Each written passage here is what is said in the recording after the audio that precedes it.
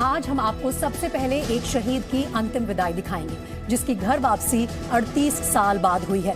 इसके बाद हम आपको पुतिन के नए बाजीगर से मिलवाएंगे, जो युद्ध में रूस की हार को किसी भी पल जीत में बदलने की ताकत रखता है। साथ ही हम आपको बताएंगे कि अमेरिका की किस सड़क पर लगे बाबा बुलडोजर जिंदाबाद के नारे। खबरें होंगी रफ्तार से भी और विस्तार से भी। आपके साथ मैं हूं प्रीति दहिया।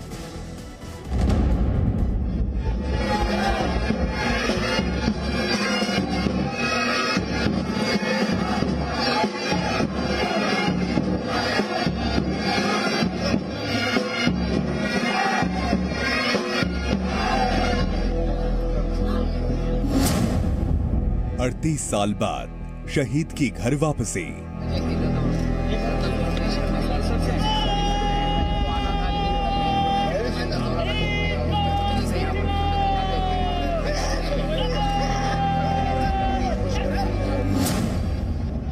सियाचिन का शौर्य याद रहेगा।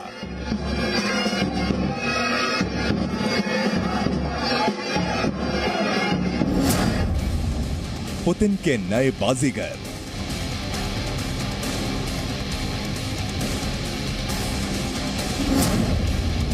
रूस की रोबोट आर्मी तैयार।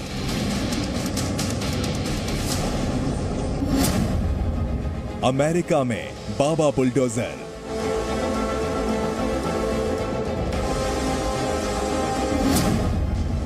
देखते रहिए एजेंडा इंडिया का। अगले एक घंटे में ये तमाम खबरें हम आपके सामने रखने वाले हैं, लेकिन शुरुआत करते हैं इस वक्त आ रही बड़ी खबर के साथ, जो पटना से आ रही है। यहाँ जेडीयू की विधायक बीमा भारती ने एक बड़ा बयान दिया है। उन्होंने कहा है कि मंत्री लेसी सिंह इनके खिलाफ मोर्चा खोलते हुए कहा है कि गलत लोगों को मंत्रिमंडल में जगह दी गई है। कल ही मंत्रिमंडल का विस्तार हुआ है नीतीश की नई सरकार में, और आज बीमा भारती का ये बड़ा हमला। जेडीयू की विधायक बीमा भारती ने लेसी सिंह के खिलाफ ये आरोप लगाए हैं कि मर्डर करवाती हैं लेसी सिंह, फिर भी उन्हें मंत्री बनाया गया है। पार्टी विरोधी गतिविधियों के साथ भ्रष्टाचार में लिप्त है लेसी सिंह, ये आरोप है जेडीयू विधायक बीमा भारती का। बावजूद इसके लेसी सिंह को मंत्री बनाया गया है। मुख्यमंत्री नीतीश कुमार ने लेसी सिंह को मंत्री पद से नहीं हटाया तो विधायक पद से इस्तीफा दे देंगी बीमा भारती, ये चेतावनी भी आज उन्होंने दी है। हम माननीय मुख्यमंत्री जी से पूछना चाहते हैं कि उनको क्यों बार बार तरजीह दिया जा रहा है। हम भी 5 बार से एमएलए हैं वहाँ से, और अति पिछड़ा से आते हैं, मंडल जाति से आते हैं। सभी को जो है कि तरजीह दिया जा रहा है कि जाति के आधार पर बनाया जा रहा है। वो कह रहे हैं कि राजपूत है, राजपूत का पूर्णिया में एक नेता है। लेसी के बारे में बताया जा रहा है कि राजपूत का नेता है। तो हम पूछना चाहते हैं, वो तो बनावट जाति से आती है। बनावट जात जो है कि पूर्णिया में बहुत कम है। हम तो माननीय मुख्यमंत्री जी से भी आग्रह करना चाहती हूँ कि बनावट जात जो है वह सर्वे कर ले पूर्णिया में कितना जात है उसका। और जहाँ तक है कि जो भी चुनाव होता है, एमपी का हो, एमएलए का, वो पार्टी विरोधी काम करती है। हर समय पार्टी का विरोध में काम करती है। चुनाव में एमपी का भी चुनाव होता है, उसमें भी वह जो है कि अपने जाति से जो उनका कैंडिडेट खड़ा होते हैं उदय सिंह, उनको वोट दिलवाने का काम करती है। पार्टी के प्रति कहाँ उनका सहानुभूति रहता है। अंधेरा में जा कर के बात करने का काम करती है। उनको वैसा लोग को मंत्री बनाते हैं। मेरी बेटी चेयरमैन में खड़ी हुई, उसमें वो जो है कि पूरा विरोध करके जो है कि हमारे बेटी को हराने का काम किया।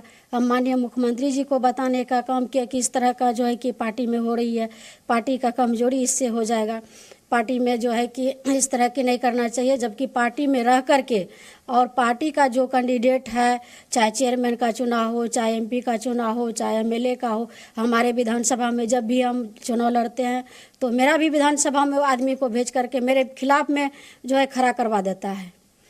तो इस तरह का ऐसा सब मंत्री को जगह देता है मंत्रालय में माननीय मुख्यमंत्री जी ने, तो यह अच्छी बात नहीं है। तो ये जो पूरा मामला है तो इसको अपने पार्टी फॉर्म पे भी रखा होगा, तो कुछ आश्वासन मिला या फिर किस तरीके से बात? देखिए, पार्टी स्तर पर तो हम बहुत सारे जो है कि सभी को बताने का भी काम करते हैं, लेकिन सुनने के लिए तैयार कहाँ है। जिस तरह का वो पूर्णिया में माहौल बना के रखी है, जिस तरह से वह दहशत फैला करके रखी है, उससे पूर्णिया में सभी डरते हैं। जो उसके खिलाफ में बोलते हैं उसको मर्डर करवाती है। तो बीमा भारती ने अपनी पार्टी के खिलाफ एक मोर्चा खोल डाला है। इस वक्त एक और बड़ी खबर आ रही है पटना से ही। दिल्ली से पटना पहुंचे हैं लालू यादव और कल हाजीपुर कोर्ट में पेश होना है लालू यादव को। 7 साल पुराना जो मामला है उसमें सुनवाई होगी।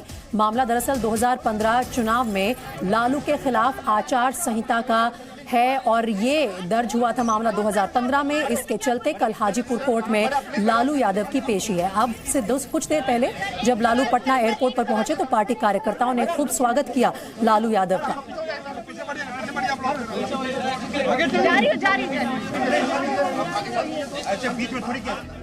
और अब आज की हमारी लीड स्टोरी। अगर देश की रक्षा करते करते कोई बेटा शहीद हो जाए और उसका पार्थिव शरीर 38 साल बाद मिले तो सोचिए कि शहीद सैनिक के परिवार पर क्या बीतेगी। आज हम आपको एक ऐसी ही तस्वीर दिखाने जा रहे हैं जो उत्तराखंड के हल्द्वानी से आई है। सेना में लांस नायक चंद्रशेखर हरबोला 38 साल पहले सियाचिन को पाकिस्तान से बचाने के मिशन पर निकले थे और आज तिरंगे में लिपटा उनका पार्थिव शरीर घर लौटा। शहीद चंद्रशेखर को आखिरी विदाई देने के लिए लोगों की भारी भीड़ दिखाई दी।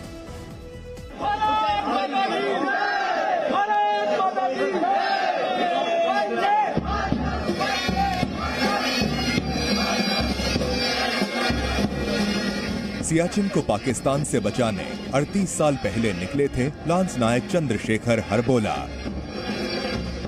शहादत के बाद आज उनका पार्थिव शरीर तिरंगे में लिपटा घर लौटा। अपने लाडले की अगवानी के लिए पूरा हल्द्वानी ही उमड़ पड़ा। सेना के जवान, जिला प्रशासन और पुलिस के जवान शहीद चंद्रशेखर हरबोला के पार्थिव शरीर को उनके आवास पर लेकर पहुंचे। हर किसी की आंखें नम थीं।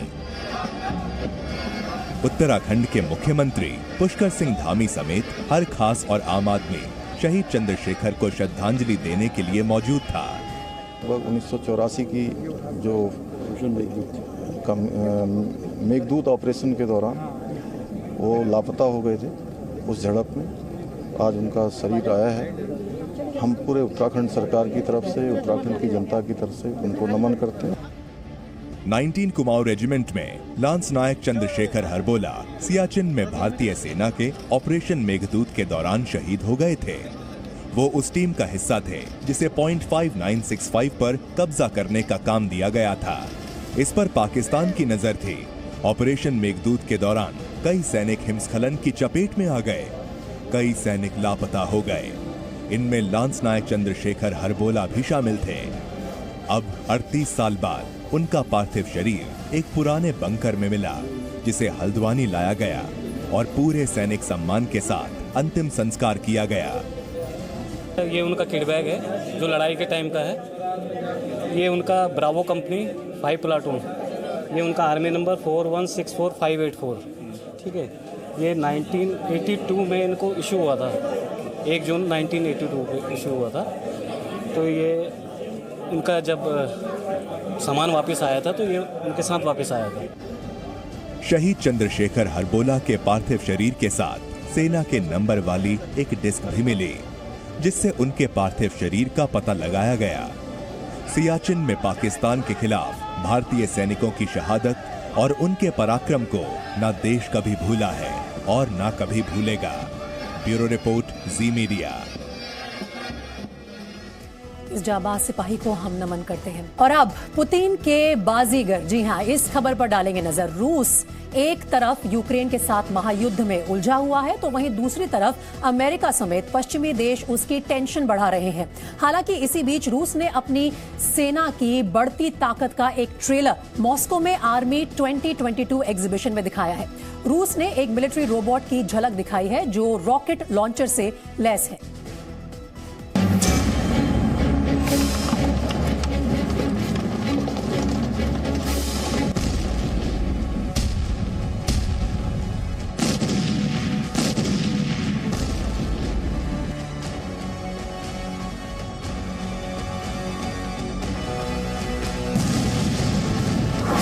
दुनिया भर की सेनाओं को टक्कर देने के लिए तैयार है पुतिन के बाजीगर।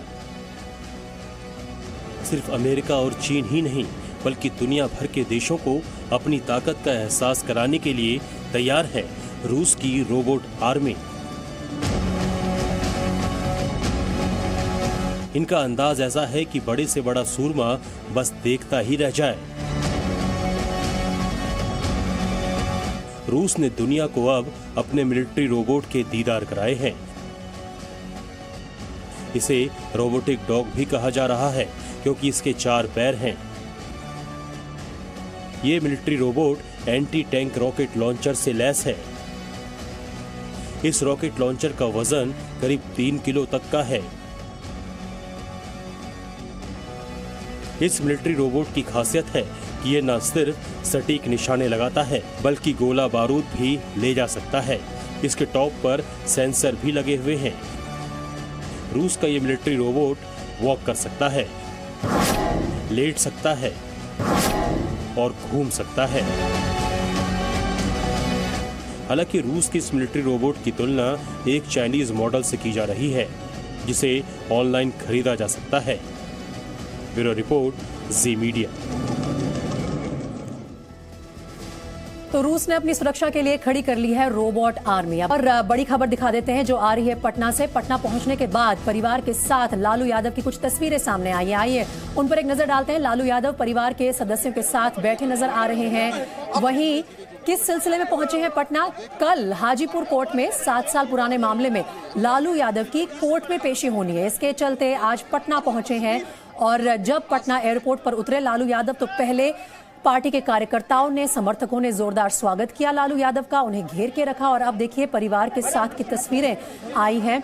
हाल फिलहाल में ही सत्ता परिवर्तन हुआ है बिहार में। तेजस्वी यादव डिप्टी सीएम बन गए हैं। तेज प्रताप यादव, उनके दूसरे बेटे, भी कैबिनेट में शामिल हैं। नीतीश कुमार के साथ गठबंधन की ये सरकार बनी है बिहार में।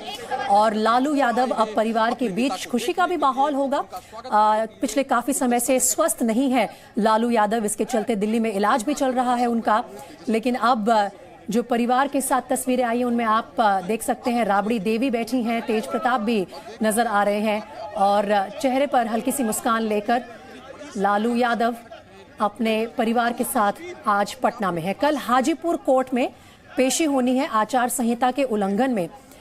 ये मामला 2015 में लालू यादव के खिलाफ दर्ज हुआ था। और जिस तरह की तस्वीरें आई हैं, खूब जोश भी है। आज आरजेडी के कार्यकर्ताओं ने लालू यादव को रिसीव करने काफ़ी सारी पार्टी के कार्यकर्ता एयरपोर्ट पहुंचे, उनका स्वागत किया। लेकिन भारी सुरक्षा के बीच उन्हें वहां से निकाला गया और अब अपने परिवार के साथ हैं लालू यादव। परिवार के लिए ये कुछ सत्ता परिवर्तन के बाद जो एकदम से तस्वीर बदली है बिहार में सियासत की, एक बड़ा दिन भी है। और इससे पहले राबड़ी देवी ने भी कहा कि अगला उनका सपना है कि उनके बेटे तेजस्वी यादव बिहार के मुख्यमंत्री बने। चलिए आगे बढ़ते हैं। आप अब तक उत्तर प्रदेश से लेकर दिल्ली तक अपराधियों की अवैध संपत्तियों पर बाबा बुलडोजर चलते हुए देखा होगा। अब इसकी गूंज अमेरिका में भी सुनाई दे रही है। न्यू जर्सी में भारतीयों ने देश के 75वें स्वतंत्रता दिवस का जश्न मनाया तो सड़कों पर बाबा बुलडोजर भी नजर आया। कैसे लगे बुलडोजर बाबा जिंदाबाद के नारे, आप खुद ही देखिए।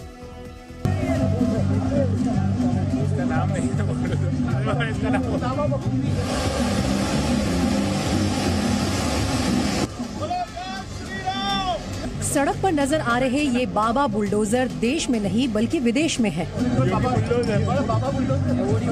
जी हाँ, जिस सड़क पर आप इस बाबा बुलडोजर को देख रहे हैं वो अमेरिकी शहर न्यू जर्सी की है। न्यू जर्सी में निकाले गए बाबा के बुलडोजर पर यूपी के मुख्यमंत्री योगी आदित्यनाथ और प्रधानमंत्री नरेंद्र मोदी की फोटो वाले पोस्टर भी लगे हैं। वैसे मौका तो आजादी के 75 साल पूरे होने पर निकाली जा रही तिरंगा यात्रा का था। लेकिन न्यू जर्सी के एडिशन टाउनशिप में रहने वाले भारतीय मूल के लोगों ने बुलडोजर यात्रा निकालकर आजादी का जश्न मनाया।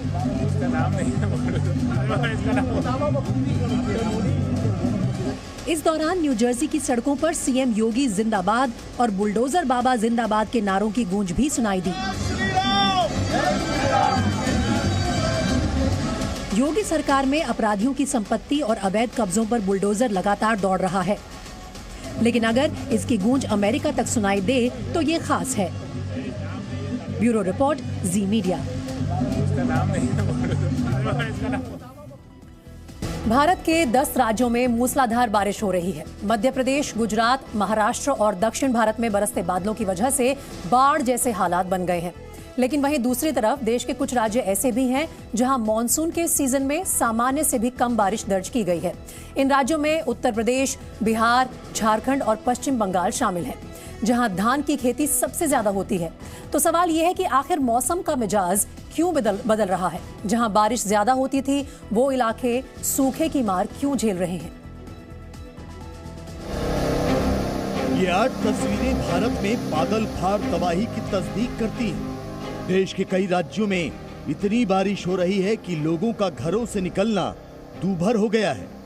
सड़कें समंदर में तब्दील हो गई हैं, गाड़ियां सैलाब में डूब गई हैं, आशियाने जलमग्न हो गए हैं, गांव के गांव टापू बन गए हैं, मंदिर जल समाधि लेने लगे हैं, तो जल दैत्यों यानी मगरमच्छों का नजर आना आम हो गया है।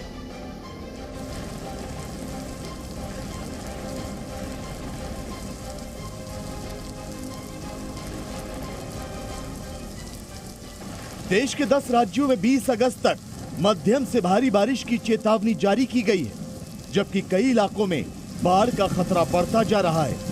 खास तौर पर मध्य प्रदेश में सैलाब की आहट से खौफ पसर गया है।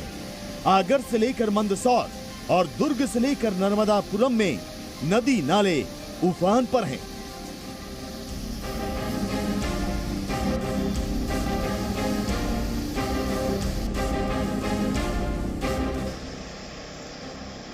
ये मंदसौर के शिवना नदी का जल तांडव है। पिछले 24 घंटे में इतनी बारिश हुई है कि शिवना नदी तबाही मचाने के लिए उफन रही है। पशुपतिनाथ मंदिर डूब गया है और मंदिर के गर्भगृह तक में शिवना नदी का पानी घुस आया है।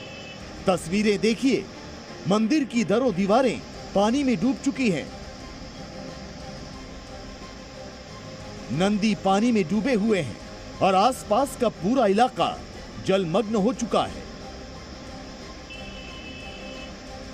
उफान पर है और शिवना नदी के उफान के चलते आप देख सकते हैं कि जो पुलिस चौकी है, पुलिस चौकी का तकरीबन 1 मंजिल डूब चुका है। अष्टमुखी भगवान पशुपतिनाथ की विशालकाय प्रतिमा है, जिसके 8 मुख, पहले निचले 4 मुख डूबे, उसके बाद ऊपर वाले 4 मुख के ऊपर भी पानी आ चुका है, यानी 8 मुख जलमग्न हो चुके हैं। पशुपतिनाथ के चरणों तक शिवना मैया का पानी आ चुका था और अभी भगवान पशुपतिनाथ का पूर्णाभिषेक शिवना मैया ने कर दिया है। पुलिस की सहायता करें, पुलिस के काम में अवरोध उत्पन्न ना करें कि हमें जबरदस्ती बार बार हटाना पड़े। आप अपने घरों में रहिए, सुरक्षित रहिए, इस जगह से हम लोगों को डील करने दीजिए। नर्मदापुरम में सेठानी घाट पर नर्मदा का जल स्तर 966.50 फीट तक पहुंच चुका है। यह खतरे के निशान से आधा फीट ही नीचे है। नर्मदापुरम में बाढ़ की स्थिति न बने, इसके लिए तवा डैम और बारना डैम के कुछ गेट बंद कर दिए गए हैं, लेकिन नर्मदा नदी का शोर आसपास के लोगों को डराने लगा है। हम लोग अलार्म लेवल से 1-1.5 फीट अभी भी ऊपर है, तो हर जगह पे हमारी टीम मौजूद है, सतर्क है कि किसी भी स्थिति में अगर बाढ़ की स्थिति बनती है तो फिर हम लोगों को सुरक्षित स्थानों पर शिफ्ट करेंगे। बारिश और बाढ़ लोगों के लिए किस तरह मुसीबत का सबब बन गई है, इसकी बानगी है ये तस्वीरें।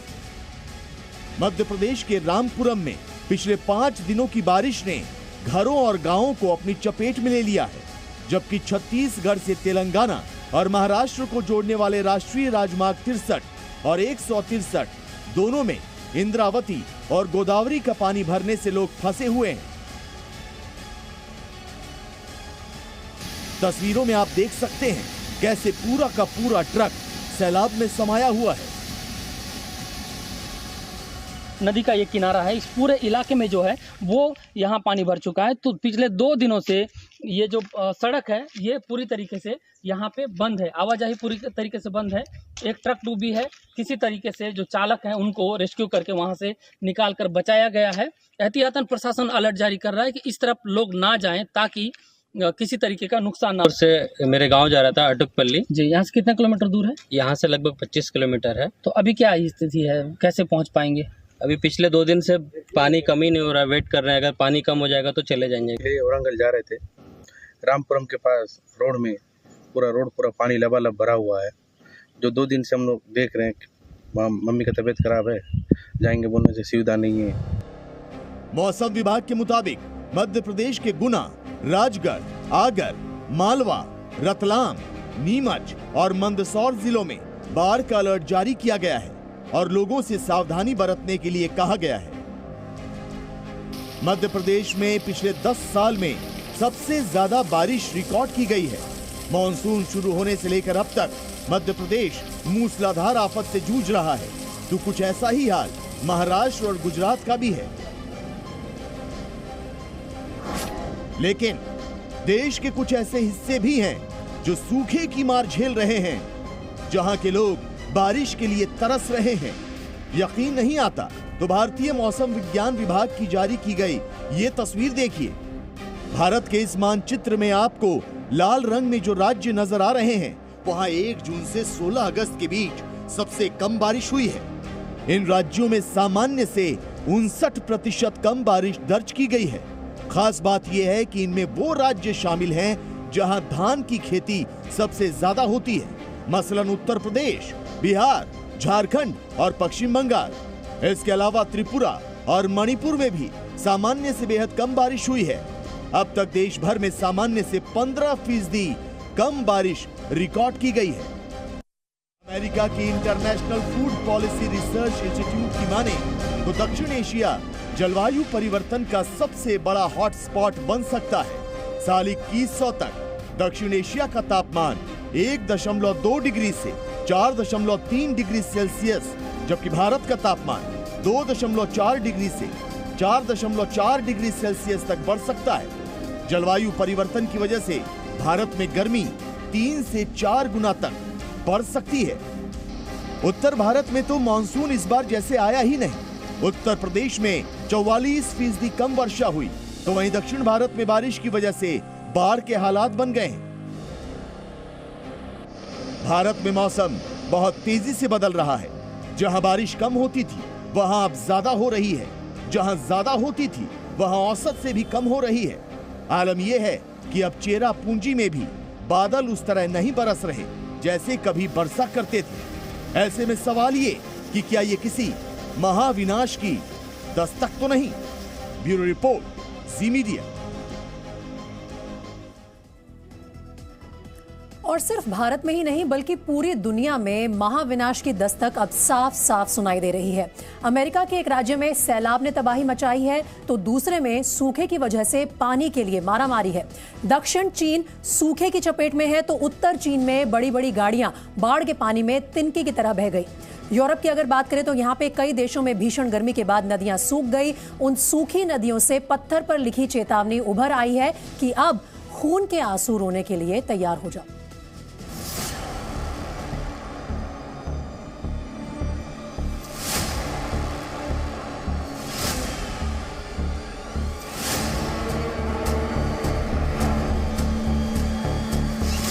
जब 650 किलोमीटर लंबी नदी किसी नाले की तरह नजर आने लगे,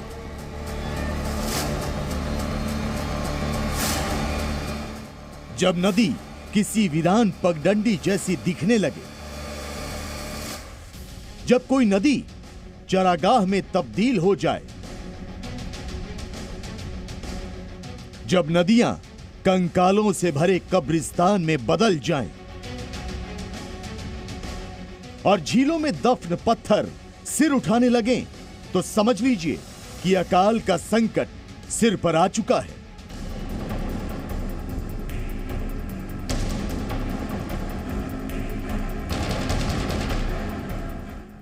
यूरोप के देशों में रिकॉर्ड तोड़ गर्मी के बाद सूखे का जो संकट मंडरा रहा है, उसकी चेतावनी भी अब सूखती नदियों के गर्भ से बाहर आ चुकी है। ये पत्थर चेक गणराज्य और जर्मनी के बीच बहने वाली एल्बे नदी के हैं। इस सूखी नदी से जो पत्थर आए हैं, उन पर पिछले 500 साल की अकाल की चेतावनी लिखी है। इस नदी के सूखने की त्रासदी झेल चुके लोगों ने ही इन पर लिख रखा है कि जब इन पत्थरों को देखना तो रोना शुरू कर देना। और वाकई यूरोप के देशों के सामने अब खून के आंसू रोने का संकट है। इटली की सबसे लंबी पो नदी में पानी का स्तर 70 साल में सबसे कम है।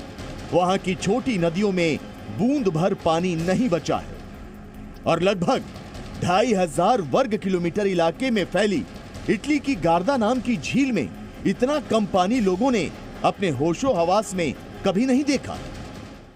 Rispetto al passato, quest'anno c'è molta meno acqua, difatti si vedono le pietre a vista, a volte l'acqua arriva praticamente a sommergere tutte le pietre, addirittura a volte per camminare bisogna mettere lo zaino sopra la testa perché l'acqua arriva a volte anche alla vita, ecco, e quindi non si riesce magari a passare. Adesso ci sono 20-25 metri di pietre scoperte e questa è una cosa abbastanza...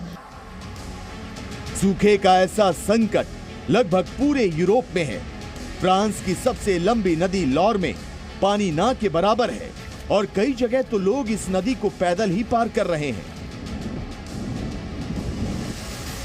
London की जीवन रेखा कही जाने वाली Thames नदी में कई जगह घुटने तक भी पानी नहीं बचा है। सूखे की वजह से 35 साल में पहली बार इंग्लैंड में हॉस पाइप से पौधों को पानी देने और गाड़ियों की धुलाई करने पर पाबंदी लगा दी गई है।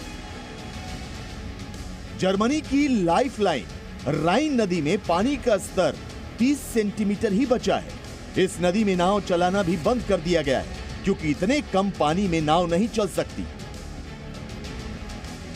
यूरोप के ही हंगरी में संकट इतना गंभीर है कि अब सूखी नदियां और झीलें अंतरिक्ष से ही नजर आ रही हैं। सूखे की मार अकेले यूरोप पर नहीं पड़ी है। दक्षिण अमेरिका के देश चिली में नदियों और झीलों में इतना पानी भी नहीं बचा कि जानवर और मछलियां अपनी प्यास बुझा सके। वहां पेन्युएला झील अब उनके कंकालों से भरी है। Prácticamente lo que tenemos es un charco de agua, más bien de barro, y es totalmente inutilizable. Esto es especialmente significativo si tenemos en cuenta que hace varias décadas el embalse de Peñuelas era la única fuente de suministro que se utilizaba para entregar agua a todo el Gran Valparaíso. Estamos hablando de una situación absolutamente dantesca desde el punto de vista de la sequía. पानी के लिए ऐसी ही मारामारी America में भी शुरू हो चुकी है। अमेरिका में इंसान की बनाई सबसे बड़ी झील लेक मीड लगातार सूखती जा रही है। बारिश हो नहीं रही और अब चिंता ये है कि लोगों की प्यास कैसे बुझेगी। Reference this, the hydrology in this state has begun to change pretty significantly.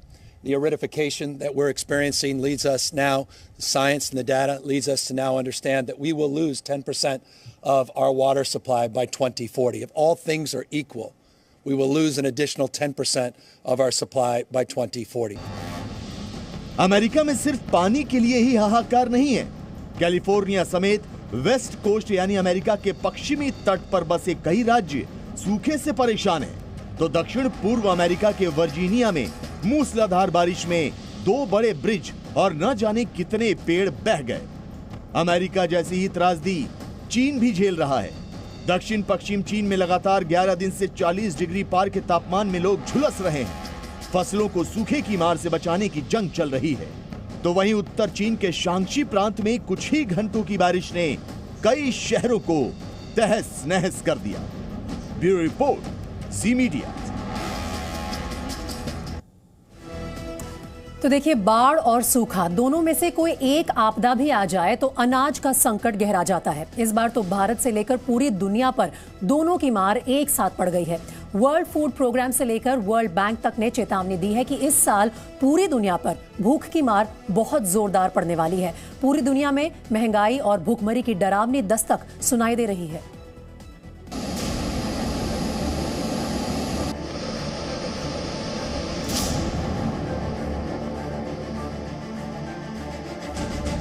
फसल के लिए भरपूर पानी चाहिए। भरपूर यानी ना तो ज्यादा और ना ही कम। लेकिन कुदरत इस बार पूरी दुनिया में फसल उत्पादन के साथ भी अजीब खेल खेल रही है। कहीं बाढ़ में फसलें बर्बाद हो रही है तो कहीं पानी के बिना फसलें सूख रही हैं। पूरी दुनिया में भूखमरी के लिए महामारी, युद्ध या मौसम की मार में कोई एक ही काफी माना जाता है, जबकि इस वक्त तीनों संकट एक साथ हैं। कोरोना महामारी ने सप्लाई चेन तोड़कर खाद्यान्न की सप्लाई रोकी। फिर यूक्रेन और रूस की लड़ाई में अनाज का संकट बढ़ा और अब कहीं बाढ़ तो कहीं सूखे ने दुनिया के सामने भूखों मरने का खतरा पैदा कर दिया है। वर्ल्ड बैंक की ताज़ा रिपोर्ट के मुताबिक 82 देशों में लगभग 35 करोड़ आबादी के सामने अनाज की कमी का गंभीर संकट खड़ा हो चुका है। वर्ल्ड फूड प्रोग्राम ने चेतावनी दी है कि सितंबर 2022 तक दुनिया के 20 देश अनाज के लिए मोहताज हो जाएंगे। खाद्यान्न संकट में दूसरे देशों को बड़ा सहारा भारत से मिलता रहा है, लेकिन भारत में लगातार दूसरी फसल मौसम की मार से चौपट हो चुकी है। इस साल समय से पहले भयानक गर्मी पड़ी, जिसकी वजह से भारत में गेहूं का उत्पादन सामान्य से लगभग 10% कम हुआ, जबकि गर्मियों में बोई जाने वाली धान की फसल मानसून की बेवफाई की बलि चढ़ गई। कृषि मंत्रालय के आंकड़ों के मुताबिक 29 जुलाई तक देश में धान की बुआई पिछले साल के मुकाबले 13% कम हुई। भारत में धान का उत्पादन कम हुआ तो इसका भारत पर तो ज्यादा असर नहीं होगा, लेकिन दुनिया में भुखमरी बढ़ जाएगी, क्योंकि पूरे विश्व में चावल के निर्यात में भारत पहले नंबर पर है। दुनिया जितना चावल खरीदती है उसका लगभग 40% हिस्सा भारत ही बेचता है। भारत में धान की सबसे ज्यादा पैदावार पश्चिम बंगाल, उत्तर प्रदेश, पंजाब, हरियाणा, बिहार, छत्तीसगढ़, तेलंगाना और आंध्र प्रदेश में होती है। इनमें तेलंगाना, आंध्र प्रदेश और छत्तीसगढ़ में सामान्य से ज्यादा बारिश में फसलें बर्बाद होने की आशंका है, तो पश्चिम बंगाल, यूपी, बिहार, झारखंड और पंजाब हरियाणा में कम बारिश ने किसानों के होश उड़ा रखे हैं। होश तो दुनिया के तमाम देशों के उड़ चुके हैं। यूरोप में सबसे ज्यादा खपत गेहूं, चावल और मक्के की होती है। यूरोप के देश अपनी ज़रूरत का थोड़ा बहुत अनाज पैदा कर लेते थे, लेकिन इस बार सूखे की वजह से वहां मक्का और धान का उत्पादन 25 से 30% कम होने का अनुमान है। अनाज की कमी की भरपाई मछलियों से होती थी, लेकिन इस बार नदियों में पानी ही नहीं है, तो भला मछलियां कहां से होंगी? La situación hídrica del país es crítica, y es crítica precisamente porque hoy día se están viendo numerosos impactos.